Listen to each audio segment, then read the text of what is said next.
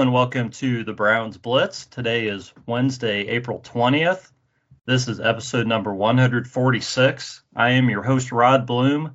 Joining me today is TJ McKinley. TJ, how are things going? Good. Thanks for having me on. Absolutely. It's a pleasure to talk to you. And you are a student at Mississippi State. Yes, I'm a sophomore. Sophomore. Okay. We're going to get a little bit more into your story and everything as we get into the podcast. Also joining us is my brother Jeff. Jeff, how are things going? Living the dream, Rod. Looking forward to better days.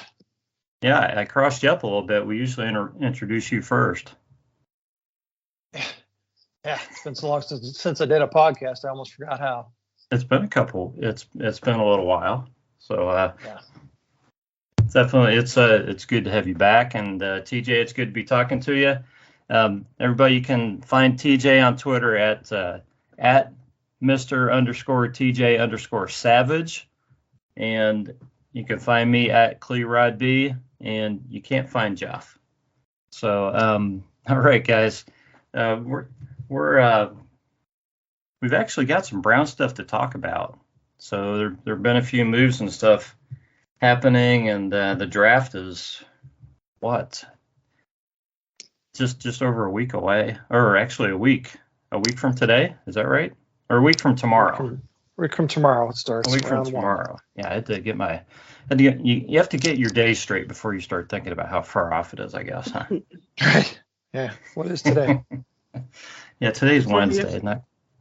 Yeah. So I tell you what, guys, let's just start before we dive into the Brown stuff. TJ, we want to hear about your story and everything, and because you played high school ball, and you're going to Mississippi State now, studying economics, business economics, but you want to play college football, and I know you're originally from the Cleveland area, so let's hear a little bit about that story and what you have going on and what you see as your path to hopefully playing some college football. And I saw in your bio, you have some size to you. So let's hear a little bit about you. Okay. I did not play in high school because of coaches issues. I don't want to get into that right now. I'm be traumatized. I'm traumatized from my high school days. College football wise, if anybody who listen, I'm 6'2", 245. I'm a linebacker, and I'm looking for any D1 coach that's looking for one. My name is TJ McKinley. You can find me on Twitter at Mr. TJ Savage. I'm just thankful. Well, let's not get to that. I'm just thankful to be on the podcast right now. It has been a challenging experience. It has been challenging for me to get on the team once again because of personal reasons.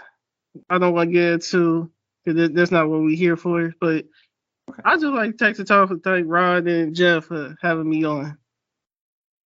Okay, well that's good enough. I just saw you were 6'2", 245, and I know you wanted to play. So yeah, I'm a sophomore for anybody that's listening. Absolutely. So you're a Browns fan, right? Die hard. Absolutely.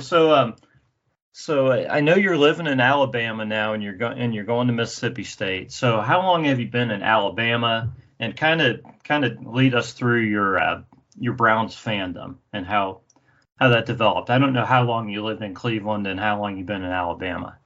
Well, my mom, her name is Shantae McKinley. She goes by Pooh in Cleveland.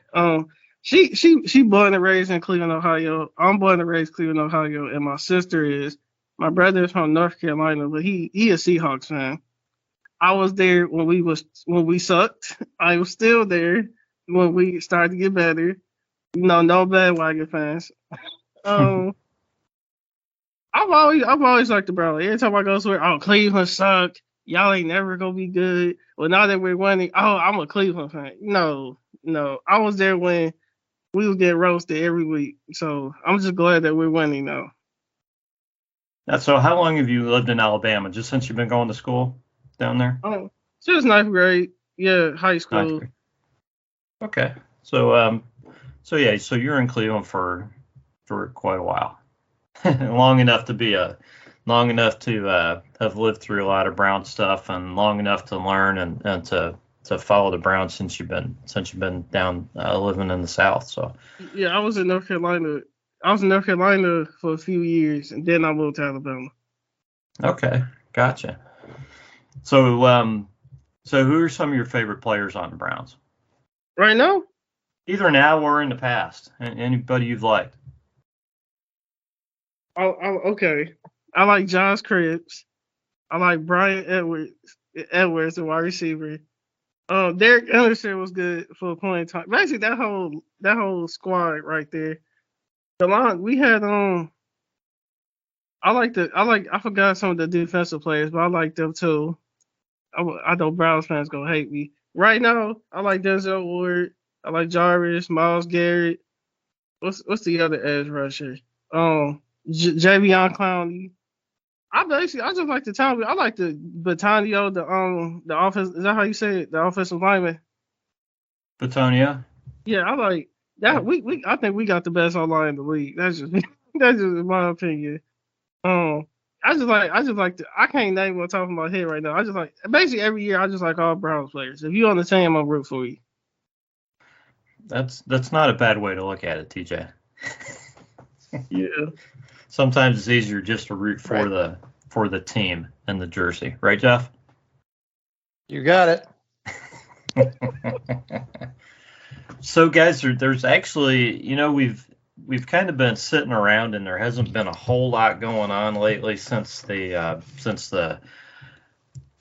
trades of Watson and Amari Cooper. That it seemed like things had quieted down. Now all of a sudden there's been a little bit of action going on. So first of all, I want to get your reactions to the extension of Denzel Ward, which he's extended now through 2027, which sounds really, really far away to me. I'm thinking retirement, and I don't know, that's a long ways away. But anyways, this is kind of cool because it actually, by extending him and giving him this 5-year extension and for over $100 million, it actually created more cap space. Actually saved the Browns $8 million this season in cap. So I've got the numbers in front of me. I don't know, Jeff, have you had a chance to look at the numbers of how they break down year to year on this? Well, what I can tell you is over the cap, when you pull up the website for the Browns, actually had to add another tab. So 2027. So he's the only player going out that far. Yeah. So yeah, you go out to 2027, you see Denzel Ward with the Browns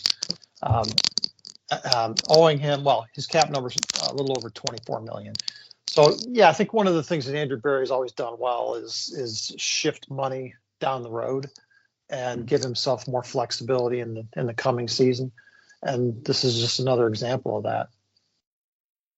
Yeah, I mean it's I think the cap number's like $5 million this season, $12 million in 23, and then it goes up into the 20s thereafter. I saw some people talking how this deal could be renegotiated down the road, like Denzel could still see another payday or something. I don't know. I mean, I think this deal takes him through towards 30, 31 or something like 31. that. Yeah, 31. He's 24 right now. Yeah. So 30. Yeah, 30, 31. Yeah. Yeah. So you never know with a corner. Right. I mean, how long they're going to play, because it's such a speed-related position and everything. But these deals always look so huge when they're first signed, but then 2-3 years down the road, pretty soon it starts looking like a bargain. There you go. Yeah. Yeah. So what'd you think, TJ, when you heard about the extension? Were you surprised, or were you expecting that this was coming? I knew it was coming. I wasn't surprised at all. I guess a prominent player for the secondary for the Browns, but as long as he's not one of them players where they get a big contract, all of a sudden they get injured every 2 days. As long as we don't have that problem. Yeah. Well, we know Yeah. Denzel's going to miss some games. I mean, that's his history. He's going to miss 2 or 3 games a season, which that's okay as long as we have depth, and as long as he plays like Denzel Ward in the 13 or so games that we're going to have him in. I think we've got a really good chance of winning those games, because we've talked about it before, Rod. He just elevates the play of everyone else around him, and they're a different defense when Denzel Ward plays. So that's exactly what you look for in a guy that you want to have signed long term like that. Is guy that has those kind of characteristics. You can substitute for him a couple 3 games a year and make it through those games fine, but you're just not going to replace him at anything. At any price, you're not going to replace the impact he has on the team. Yeah, and guys, we'll talk about some of the other additions, guys, that they signed and get into draft and so forth. But I wanted to just there was a tweet that just talked about, or really just listed the guys that the Browns have signed out through 2024 and beyond, and just looking at the positions that they have locked up. You can see that the Browns are really prioritizing what appears to be the right positions. Okay, obviously, Deshaun Watson signed through 26. Chubb is through 24. Amari Cooper 24. Bitonio and Teller are 26 and 25. And obviously, guys, these are their contracts. Obviously, if you look at the contracts, some of these guys may not play through the end of the contract necessarily. There's outs in some cases in that, but that's on offense. The defense is Miles and Denzel Ward. Miles is through 26, Denzel Ward 27, and Greg Newsome 26. So you got the we'll just say the best defensive end in the league, or in Cleveland he is anyways. I'm sure other people would argue, but and then you got your 2 corners. It seems really smart to have those 3 guys locked up and to always be able to fill in kind of around them, on an annual basis. You have other guys who are going to be there and going to develop and probably going to be around a long time, but when you have cornerstones like that, you want to have them around, and it just, in a passing league like this, man, putting pressure on the quarterback and having 2 top corners like that, it's just kind of a game changer to know that those guys are going to be on the team for a long time. Browns need to upgrade their linebackers. I've been saying that for like past 3 or 4 drafts. Like it's like we just be chasing the linebacker name and not the talent. What y'all think? So anyone that could step in, TJ? I just think they just need a prominent linebacker, because I feel like they'll sign a linebacker, put him on a rookie deal, so he might get injured. Like 2 years later, we traded him for like a star player or a key piece. Okay, I thought you were asking for an audition.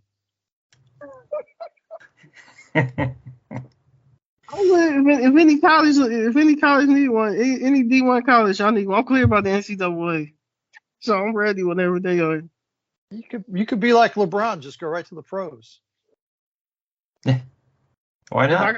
If I got people like y'all 2 pushing me, I'll get there. So I thank y'all for pushing me. Jeff, what's the Rod? Jeff and Rod Blum? That's how you say it? Yeah. If I got people like y'all 2 pushing me, I'm gonna get there. But let's talk about the Browns, there you though. Go. Let's talk about the Browns. Yeah, so you talk linebacker. You got it's really a matter of how the Browns play too, and a lot of times they only have 2 guys out there. So, I think JOK is a guy who really showed his value last season, and I think somebody who everybody's excited about.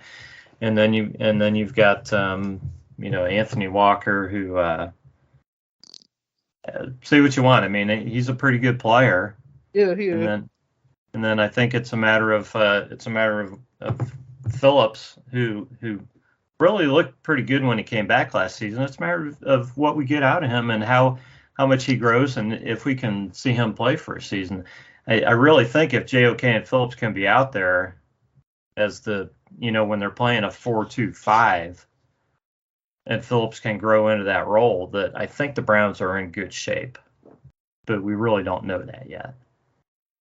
Just finishing the thought on your original point, Rod, as far as having guys under contract at what I'll call the marquee positions on the roster, is something that if we could roll back the clock 5 years ago, everybody was screaming for.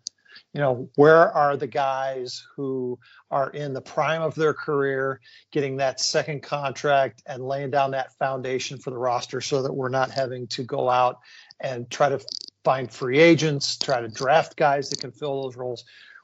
Right now, we're sitting where we wanted to be 5 years ago. We have a handful of guys, half a dozen or so guys at the premier positions in the league: quarterback, defensive end, cornerback, wide receiver, that are all Pro Bowl level players who are under contract long term, and we've got that foundation in place now, and the contention window is wide open.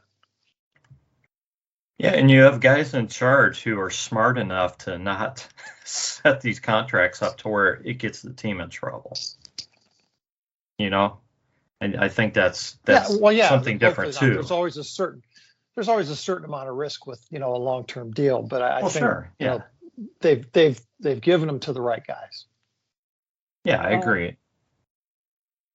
I just hope the Browns don't fall into the New Orleans Saints. So we over like what 30? What is the Saints like 30 million over in cap, 40 million over the cap? Yeah, and they were, they were in trouble, but teams always seem to find a way to figure it out, though. The Browns just keep finding more and more money. They keep signing guys and they keep getting more under the cap. It's kind of crazy when you think about it. So right now, I looked today, and the Browns were showing as 28 million under the cap, but that's not counting some of the guys they just signed. So I don't know. Mm-hmm. I don't know what Weatherly's Stephen Weatherly, who's probably the next guy we talk about. I don't know what his deal is. I assume it's not a huge deal, but he's obviously signed a contract that's going to use some of that money. And then there were a couple other guys signed today as well. So I assume there's still probably 20 million. They probably still have 20 million in space, easy at this point, which is kind of crazy with all they've done. It's kind of nuts. Right. So guys, they did sign defensive end Stephen Weatherly, who is in the seventh season, originally a seventh-round pick out of Minnesota in 2016. He played for the Vikings and the Broncos last season, played 15 games, 22 tackles, 2.5 sacks, 6'5", 265, and he ran a 4.6 at the combine. So the guy's pretty athletic. 4.6 is moving it for a defensive end. So, thoughts on you guys have thoughts on Stephen Weatherly or any knowledge of him, or do you have a chance to check him out at all today? I'm just. He was a seventh round pick, right? Yeah, 7th round pick in 2016. Yeah. He ran a 4.6 and he was a 7th round pick. Yeah. I think these signings recently here are more just about camp bodies right now. I'm not sure that any of these guys are going to be huge impact guys on the final 53. Yeah. So let's go a step further. They also signed defensive end Isaac Rochelle, and I'll be honest, guys, he was a little bit later today. I pulled his information up, but I really didn't look it over much. He's been in the league for for a few years too. He was a 7th round pick of the Chargers in 2017. So you're younger. Yeah. Similar kind of stuff. He's played. I mean, he's been around, played with different teams and stuff. Played a bit last season. So it kind of seems like these guys are guys who could definitely challenge to be in the rotation at defensive end. I don't know if you want either one of these guys to necessarily be your starter opposite Miles. Mm-hmm. Right. So that's kind of interesting. The Browns also signed, I'm leading up something here, guys. They also signed Sheldon Day, who we know about, Jamarcus Bradley, Michael Dunn, and they signed wide receiver Javon Wims. Yeah. And I don't know if you saw the tweet. He's the guy who cheap shotted a player on Sunday Night Football, I think. Right. So, so he's got a little fire in his belly. So, but he's a veteran wide receiver who could challenge for depth at the position. I don't think you're writing his name in as making the team either. So, definitely. I mean, the crazy thing right now, Rod, is they brought Javon Wims in as a street free agent, and he's probably your number 3 receiver on the roster. That just shows you how thin we are right now. We are, Joe. We are. I agree, and I keep waiting for him to sign somebody else. I don't know who it's going to be, but there are other guys still out there. Obviously, everybody wants Jarvis back. Everybody loves Jarvis. I don't know if the money's going to work out on Jarvis. I don't think Jarvis is coming back here not for a deal that is going to work for us. No, I agree. I don't think he is. He needs to sign some place that they're going to pay him. Yeah, he's visiting TJ Saints right now, or today, wasn't he? Right. Today or tomorrow. Yeah. TJ brought up the Saints. So. I don't know where they have the money either, since they were so far over the cap. But they are right. But yeah, he's talking to them. I know he's visited the Dolphins, and he's just trying to find a deal before the draft, before people just kind of forget about him because they draft other players. Oh, Jarvis came from Miami. He sure he want to go back with the talent they just got. It's kind of surprising. Yeah. I don't know, but I really don't know. Wide receiver, I just feel like the Browns are still going to sign somebody before the draft, or maybe they'll wait till after the draft. But I just keep thinking that Will Fuller or Cole Beasley or somebody like that, the Browns are going to sign, and it's not going to be a huge deal, but it's going to be some kind of veteran presence that can come in and be the number 3 or 4 receiver and just kind of be there and just be a steady target for Watson. I just think the Browns need a little bit more veteran presence in that wide receiver room than what they have right now. And it's nothing against Amari Cooper, but he's only one guy. I feel like Deshaun Watson contract is killing our cut. Well, but he's only costing them what? What is it? He's only costing them $1 million. It's like $10 million this year. Yeah, it's not much this season, and they still got $20 million. They still got $20 million to spend. I think they're kind of waiting it out. Like I said, I mean, Jarvis is out there, Cole Beasley, Will Fuller. There's still a couple other guys out there. I don't know.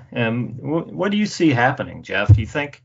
I mean, I really thought that they were going to sign one of those guys and draft a guy, by the third, probably by one of the 3rd round picks, and that would fortify that wide receiver room.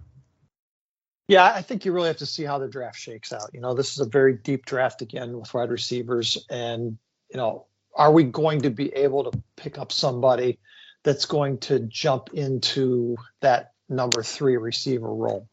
If we're just grabbing another guy like Anthony Schwartz, who's not necessarily going to be able to beat out Anthony Schwartz, then we're going to have to go out and find a vet.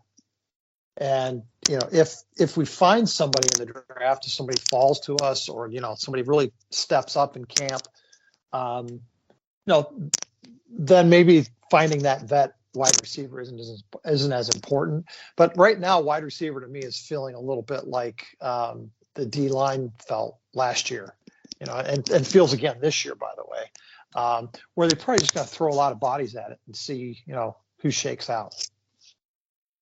Yeah, so TJ, assuming that Watson is able to start,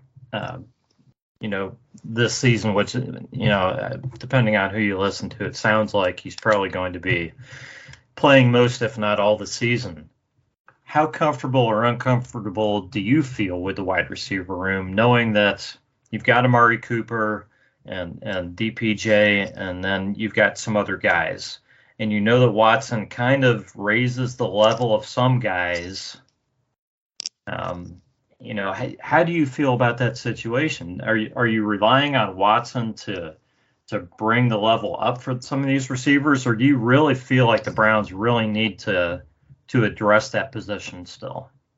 I feel like it depends on the type of offense they run. I feel like we know Deshaun Watson can scramble. He's not like Lamar scrambling, but he can still scramble. Amari Cooper, he's been injury prone in the past. Like he'll be out for like long period, well, not long period of time, but he just get injured almost like every other season. But I really feel like Stefanski is gonna plan on Chubb. Like I think this season's gonna be one of them like 2,000-yard season for Chubb. Deshaun Watson, he gonna do him. He probably gonna get like 3,000-4,000 pass yards, a few rushing yards. But I feel like it's gonna be a running team again. Well, Deshaun Watson had almost 5,000 passing yards in the last season he played. So, yeah, I mean, it and I don't know who all he not had a great surrounding cast. Yeah, I mean, I don't know who he had. Did he have Brandon Cooks and Will Fuller on that team? Probably. But still, he probably just had those two guys and, some scrap heap tight ends, and that's pretty much it. So, yeah, you would like to think that the Browns can provide him with at least that much talent to throw to. So, and I agree, TJ. I think I still think the Browns are going to run a lot. I don't think Nick Chubb's going to be hurting for carries, but I think they're going to throw more to the receivers than to just concentrating on the tight ends, kind of like they've been trying to do. I think they'll be going more wide receiver than, I think the wide receivers will be more involved is kind of what I'm thinking. Well, and there's been some talk also, Rod, of Kareem Hunt and Demetri Felton in the slot, just giving it a different look. So, yeah, I think TJ's right. We have to see what kind of offense the Browns really plan to play this year with a new quarterback and, a different approach. I don't want to see the exact same type of, dunking and tight end stuff that we have done the last couple of seasons. I'd like to see him open it up a little bit. Now, I don't think you go out and get Deshaun Watson to run that type of offense. I agree. Why would you? It doesn't make any sense whatsoever. But that's a great point, Jeff. To have Felton and Kareem Hunt out there in the slot. Fulton's a guy I've kind of forgotten about when we're talking about wide receivers, and he's a guy I was thinking early, in that wide receiver room, and I've kind of forgotten about him. And I really think he's going to wind up fitting better in the wide receiver room in the new offense. Because, I don't know that you need a bunch of gadget plays when you have Deshaun Watson and you have, and you have wide receivers and you've got Chubb and Hunt and everybody else. How many gadget plays do you need? Right, like TJ said, with his mobility, what you need to do is just create lanes. Yeah. Yeah, I would like to see Felton out there, and I would like to see. Hopefully, we'll see some 2-back sets. I'll keep asking for it. We got the O line. Ain't like his Texans O line. We actually have an O line for Deshaun Watson. Right. Yeah, can you imagine Deshaun Watson up there with Hunt and Chubb splitting the backfield? Who are they gonna cover? I mean, they don't know who's getting the ball, So I think that'd be pretty smart. I wouldn't want to be an opposing linebacker. I wouldn't either. Yeah, I mean, you just can't be ready for all three of those guys. You just can't. So kind of here's what I want to do, guys. We've talked a little bit about the guys that have been signed. So here's where the Browns sit right now at I want to start with defensive end and defensive tackle. So the defensive end, the Browns have Myles Garrett. They have Stephen Weatherly, Curtis Weaver. Really strong so far, other than Myles. Chase Winovich is down as a defensive end, and Isaac Rochelle. Okay, so that's kind of where they are. Let's just look at defensive end. So when you guys see that, I mean, to me, it's kind of Myles is Myles. Then you have Curtis Weaver, who is still a complete question mark. Okay, we really don't know what he is. And then you've got Weatherly and Rochelle, who are probably rotational guys, at this point in their careers. And then you got Chase Winovich, who I don't know if you want him to be here full-time starter at defensive end.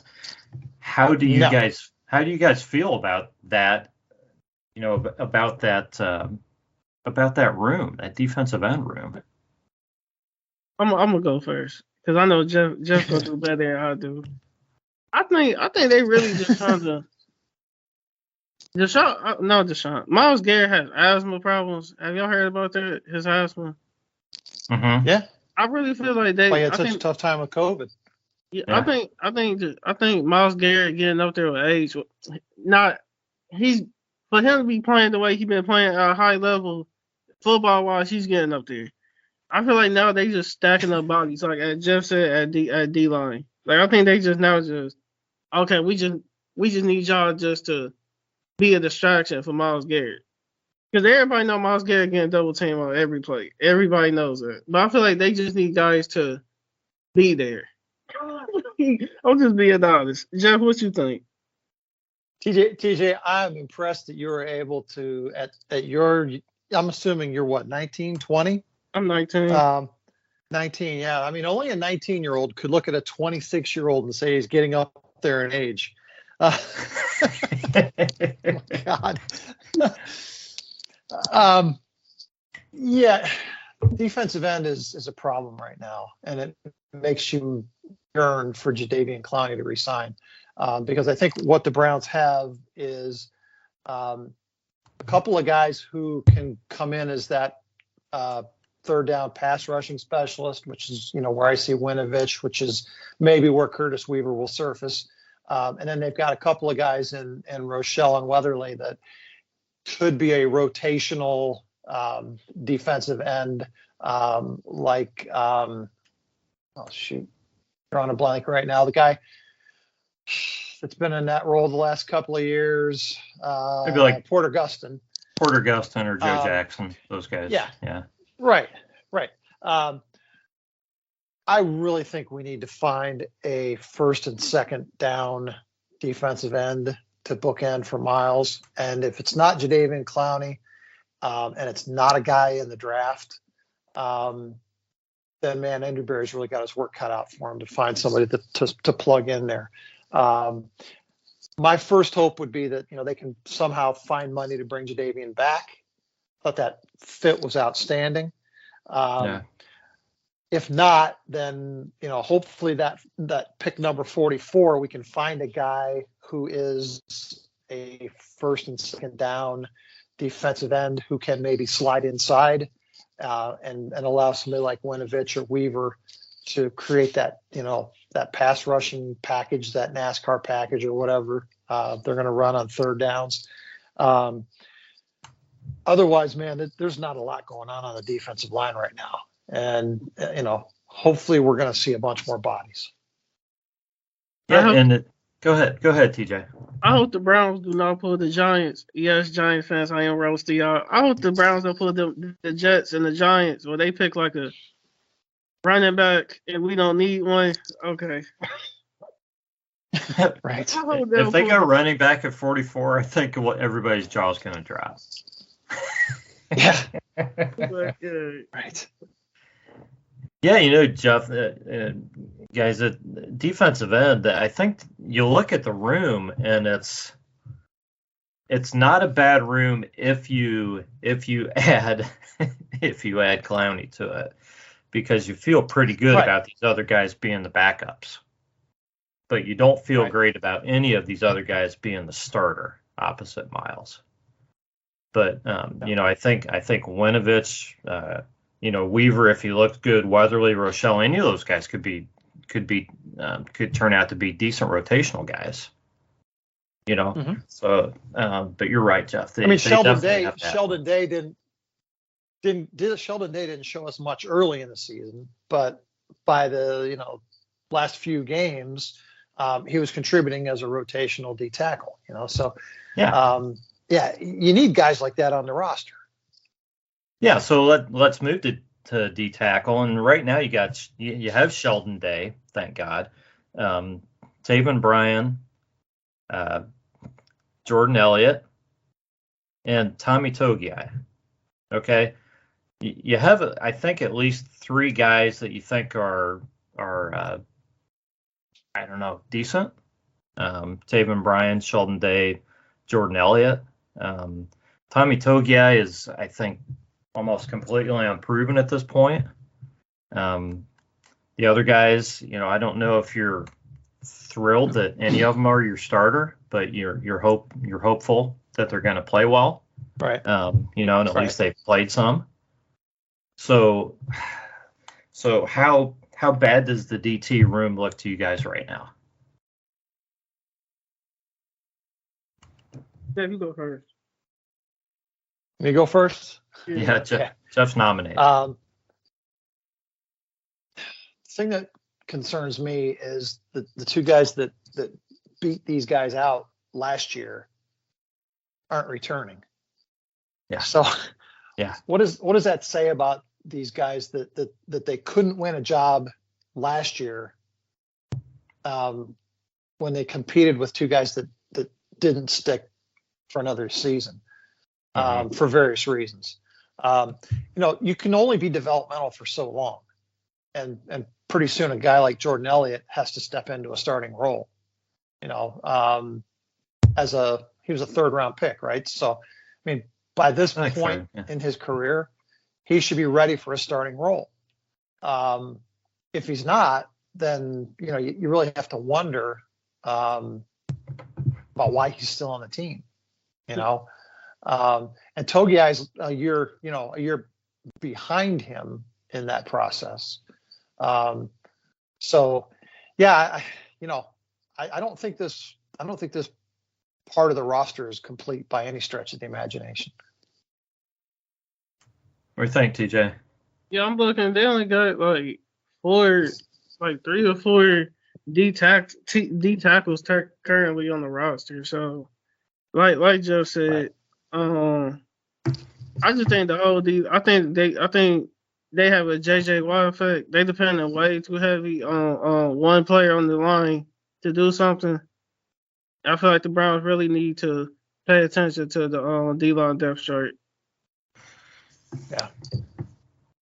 What do you guys think about Malik Jackson? Would you like to see the Browns bring him back or not? I think he's still out there as a free agent. I know there are other guys out there, but he's a guy they could probably get back pretty inexpensively.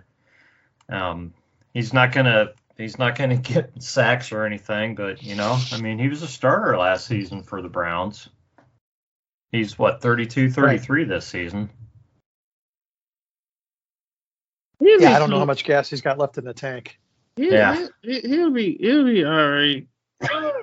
He'll be cool, I guess. Yeah, it's kind of like he wouldn't excite you, but I don't know. I mean, do you like him better than Jordan Elliott or Tommy Togiai is the question, and I don't know at this point. Yeah, that's it. There's just guys like Sheldon Richardson out there. There's vets out there that, if the Browns can't upgrade the position any other way, there are guys that, are on the downside of their career that they could bring in, as a bridge. It's just going to be real interesting to see how the draft evolves, because I definitely think this has to be the first priority for the Browns, is somebody on the defensive line. And I want to see a guy that swings. If we're gonna do a tweener guy, it needs to be a guy who goes from defensive end to defensive tackle, not a guy who goes from defensive end to linebacker. I don't want one of those tweeners. Yeah. So obviously there's still needs on the defensive line. Right now, there's still a need at wide receiver. What other needs are there really on this team, draft wise? Things that the Browns really have to address. Kicker, obviously. Kicker. We need a damn kicker. Okay. We had kickers with Phil Dawson. No. Yeah. We have guys that come in and kick decent for a while, but nobody consistent. Not for very long. You're right. If you a Browns fan, Right. you don't know who Phil Dawson is. I can't take you serious. We can't be friends. That's right. We need a tight end. We need a third or fourth tight end. And I think this draft sets up really well for us to find a guy that can step in and, in that role as a rookie. So our first three picks have to we have 3 picks in the top 100.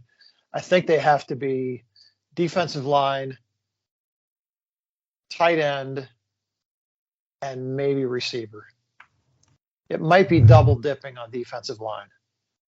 There's enough quality receivers in this draft that I think we can find somebody in the Anthony Schwartz vein to push him for that number 3 receiver role. Unless somebody drops that really is going to wow us higher up in the draft, that's probably as soon as I see us going wide receiver. I'm sorry, your fourth pick's 107, so I mean you can obviously double up defensive line somewhere there and still hit the other position at 107. So sorry, TJ, go ahead. You were gonna say something. It's so many receivers in this draft class. Like, it's crazy. It's like the talent pool of receiver. Like the combine, it's like they're running like what 4.2s, 4.3s. Right. That's crazy. I think I'll run at 4.3s and stuff. It was nuts just watching the speed of these guys. I think everybody's trying to get them a Tyreek Hill. Like, I really think everybody's trying to get them one. Yeah. Well, we have Jakeem Grant that can do that. Again, we took the speed guy last year, and Anthony Schwartz demonstrated what speed can do. But you have to be able to catch the ball. You have to be able to get open. You have to be able to complete a route tree. So unless we can find a guy that's a more finished, more polished receiver than him, I don't see us going that route in terms of a complementary receiver to Amari Cooper. I almost see us doubling down on the possession guy. Someone big, handsy that can get us to tough yardage, which really none of our guys have shown a desire to do that yet. No. Yeah. So let's talk a little bit of draft here. We were already obviously anyways, but I'm talking specific players. Okay. Right. I want to know. And we'll start with you, Jeff, and TJ jump in if there's guys you want to talk about. But we're talking 44. At 44, people are talking. People just keep bringing up the Browns moving into the first round of this draft, guys. That's not going to happen. It's not going to happen. the Browns want to use these picks in this deep draft. They're not going to consolidate picks and move up and not take advantage of the depth of this draft. I can't see how they're going to move up into the first round and what, give up like what, 3 picks maybe to do it? No, it doesn't make sense. Yeah, we don't have the draft capital anymore to do that after the Watson trade. No, and who would they want near the end of the first round or something to move up for? You know, that's not going to be there at 44, that's worth giving up that much for. Yeah, I think if one of the defensive ends fell, if they're unable to sign Clowney, if they think the Clowney deal's off, and Karlaftis or somebody sitting there at 30. Right. I mean, Detroit's got the 32nd and the 34th pick. Okay, and I'm really interested to watch what they do with those two. Mm-hmm. I think if somebody is sitting there that a team really covets, Detroit's in a great position at the end of the first round, beginning of the second round, to move one of those picks for more assets. And if a guy like Karlaftis fell, that somebody said, well, there's a huge drop off after him to the next tier of defensive ends and edge guys. Okay, now it's worth going up and getting a guy like that. I just really don't think the Browns have the capital to do that. It'd be tough because they're probably trading a second rounder from 23 or something like that, or a third rounder in 23. I mean, whatever they have left. I don't even know without looking at it. I think they gave up their first and third in 23, didn't they? So it'd be tough to give up the second rounder. They have the extra one for the Adolfo Mensa deal. They have an extra third next year. Next year also, yeah. And they gave up a first and third next year, then right. Yeah. So you've got a little bit there, but realistically, I think I agree with you, Rod, that they're going to sit at 44. You might see them move up a little bit, but they're going to sit at 44 and look for the best defensive lineman in that position, and maybe it's, like I was saying, one of those guys that kind of fills a dual role. If a guy like Logan Hall is still there. That's kind of the guy you would hope would be there, right? Would that be your desired guy that you would like to see? I mean, probably. I mean, DeMarvin Leal. There's a few others in that mold. I think that we talked about with Peter a few weeks back.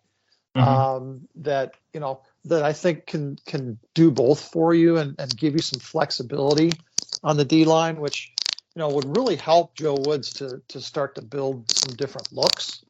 Then they could also go a more traditional defensive end kind of guy. Cameron Thomas has been falling. If he's still there at 44, he could be a first and second down guy. I think potentially a 3-down guy, opposite Miles.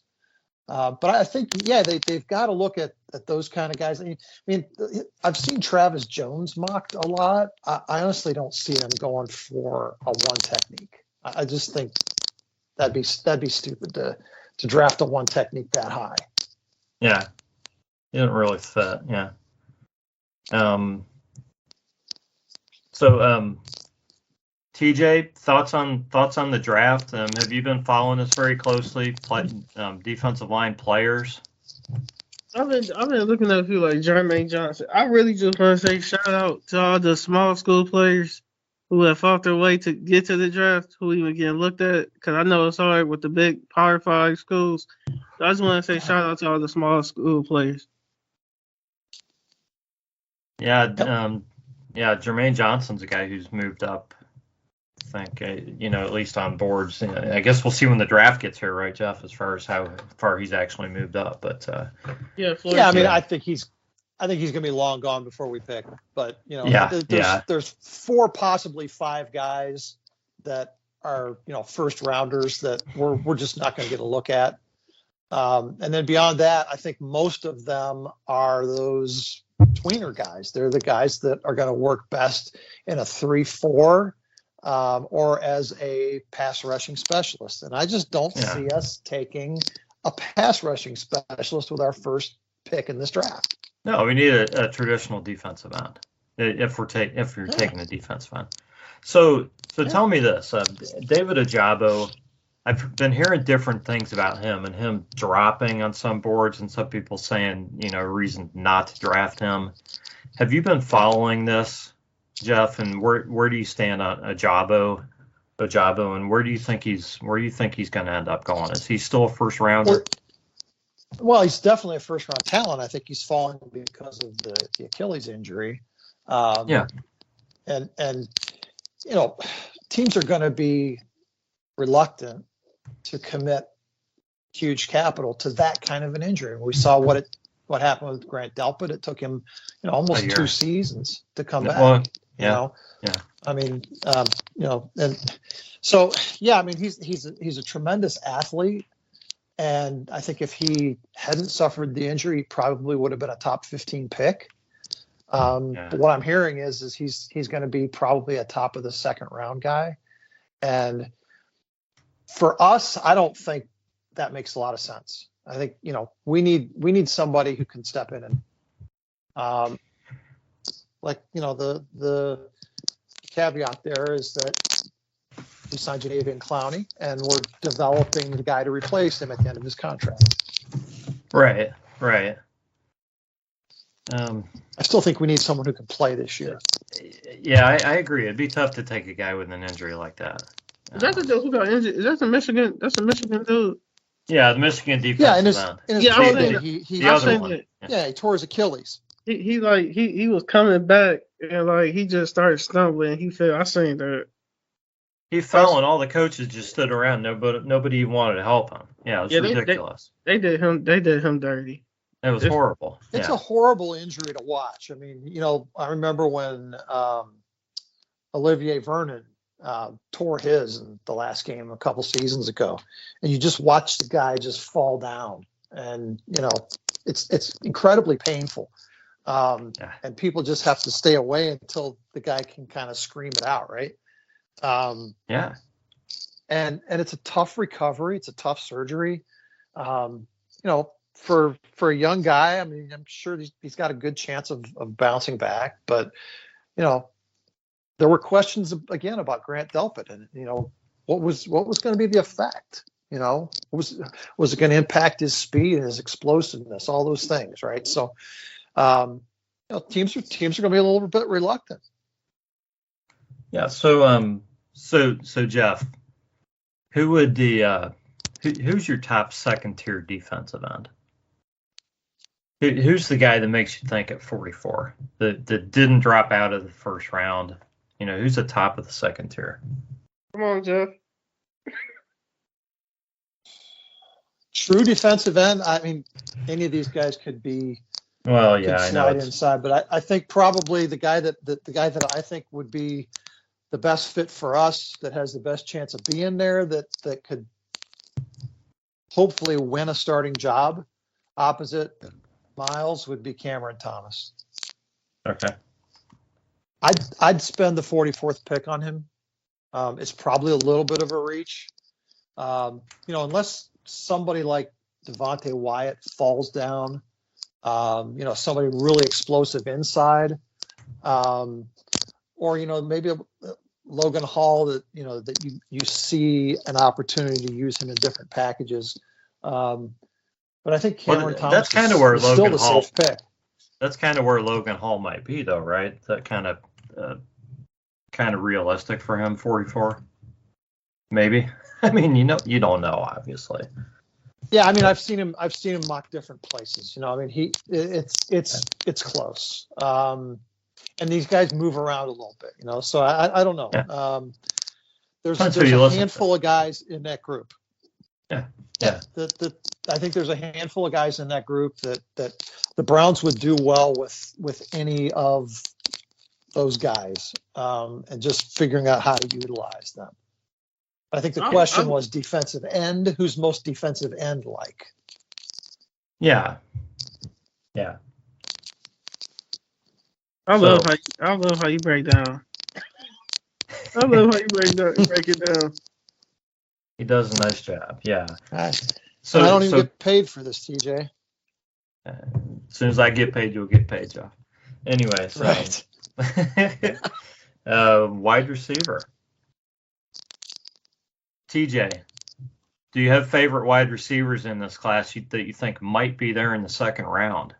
I know this class is so deep, so anybody that you really like that you would like to see in Cleveland, second round or later, actually. Doc's at Penn State. But that's it. That's if you don't know how teams can draft. I like that receiver at USC, but they got him going like top 20. Drake London, yeah. Yeah, it's a few top of my head. It's just so many of them. A lot of them broke out in the draft. Like I was shocked. Like I legit watched the draft. I was shocked. I'm like, yeah, it's gonna be. I think every receiver who ran less than 4 getting drafted. I'm sorry. Would that just be? Yeah, a lot of guys who some people thought were going to be sleepers went and ran a darn 4.37, and everybody's like, okay, they're not a sleeper anymore. Exactly. Everybody liked Christian Watson. They're like, oh yeah, we're going to take him in the 5th round. Yeah. You're right. No, that's Christian Watson's going to be gone at the end of the 1st. Yeah, no doubt. But again, as with every draft, there are Christian Watsons, and then there are 1A Christian Watsons and 1B Christian Watsons, if you know what I mean. There's a guy who's of that same mold who isn't quite of the same talent level, but the drop off may not be significant enough that you don't feel comfortable taking the guy later. We've talked about several of these guys in the past. Rod, Romeo Dubes out of Nevada. I love the guy, and he disappears on a lot of draft boards. Yeah, I really like him. I could sit around. If he's still sitting there like in the fourth round, I mean, that's a steal. Right. Yeah. You mentioned Christian Watson. I think Alec Pierce is sort of a poor man's Christian Watson. He's going to be a round or two later. But I think he's capable of, nearly as much. So there's great opportunity to get a guy who's complementary to what you're trying to do on offense. And I think that's really going to be the decision. Are we looking for a small speed guy to play in the slot? Are we looking for a possession guy? What are the characteristics that we're trying to find in that receiver? And then there are, there are A, B, and C guys in each of those, and D, E, and F guys in each of those that, I think would have a good chance of contributing. Like DJ said, who knows how healthy our receiving core is going to be. We need to have that depth with guys that we feel comfortable plugging in. And this draft's a great place to do that. Yeah. So Jeff, which receiver that would be sitting there at 44 that makes you say, screw it, I'm taking a receiver? Is there anybody? You're asking me my question in reverse. I am, pretty much, yeah. Back when we had the high pick in the first round. Who would make you not take a receiver, right? Yeah. I think if Christian Watson fell down to us at 44, or if we could trade up a few spots without burning all of our draft capital, and grab him, I think he'd be a great fit with what we will try to do as an offense. Other than that, I think all the other guys are going to be gone in the first round. And the guys that are kind of, in that gray area. Through Jalen Tolbert. Is it Tolbert? Yeah, I'm just not as big a fan of those guys, I mean, Tolbert's got some speed and some size. Okay. Justin Ross. Yeah, Garrett Wilson's probably might be the first one taken. Yeah, he might be in the top 5. He could be. Now, So, yeah, I mean, think No, there were I was thinking decent of receivers Dotson. there. Jahan Dotson he's Jahan, yeah. I don't know about him. I mean, he's probably the again, last of that top group, right? Yeah, I mean, I'm more leaning toward a guy with some size and some possession characteristics as a complement to our group, than a speed guy, or a twitchy type of guy. So let's see how that evolves. But if you're asking me, who I would burn that 44th pick on instead of someone on the defensive line, it would have to be someone I'm really, really in love with, because I think I can get Watson. a guy really close to that later in the draft.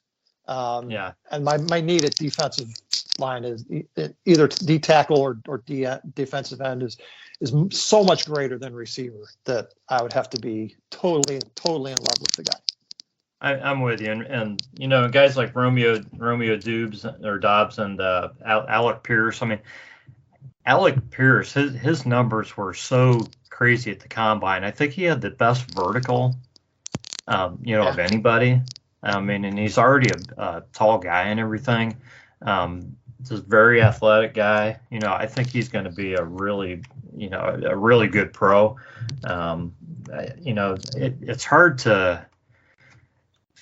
It's hard to not believe that there's going to be somebody like that available, and with one of those third or fourth round picks. So yeah, you hate to kind of reach at 44 when you need one of these other guys, but yeah, there's so many guys, and we could probably talk wide receiver for another hour, guys. So here's my question, TJ. Which pick do the Browns need to use in order to get one of the top kickers in this draft? That's Cameron Dicker, who people are talking a lot about, or Cade York. Two of the top kickers. Which pick do the Browns need to use? I mean, you think they can get one of those guys with one of the 7th round picks, or do they need to use a 6th or higher? I'm gonna be honest. I think the Browns have too many main positions that they trying to fill. Like we talked about, wide receiver, D line, linebacker. Then they got to worry about basically the whole D line. Kickers, unless they get the Vinatieri or somebody like that, I don't see the Browns use a kicker like a one of their picks. Okay. So what are your thoughts, Jeff? Do you think they use a pick to go after one of those guys or no? Yeah, it's hard to argue for drafting a kicker. I mean, I've advocated for doing that in the past, but kickers are available as free agents, and the problem with kickers is that their shelf life is so short. You can go through the history of the NFL and probably come up with a pretty short list of Sebastian Janikowski type kickers who had any staying power in the league. That warranted a mid-round draft pick. Well, he was taking the second or third round too. The Raiders. Yeah, I think it was a first rounder actually. Was it first? I can't. I know it was by the third round. Yeah.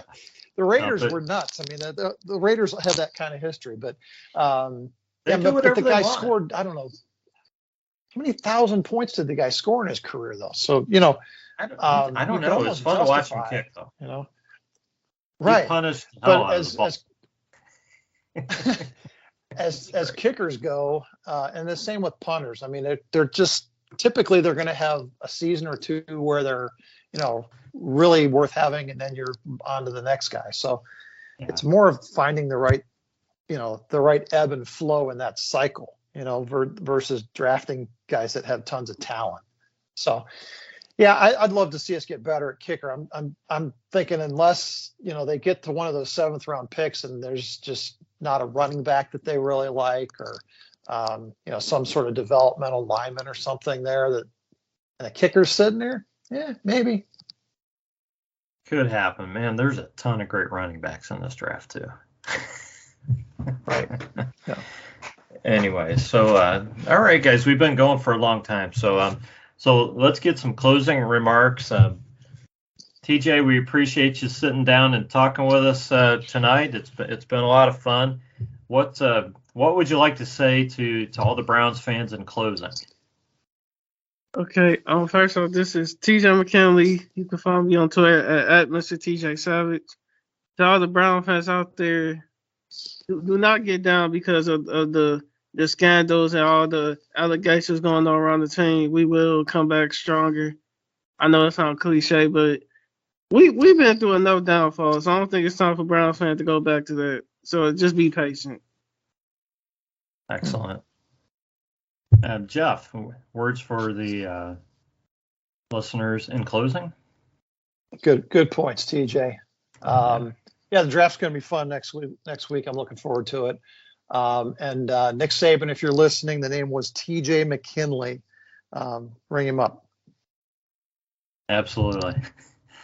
This has been the Browns Blitz, and we will catch you next time.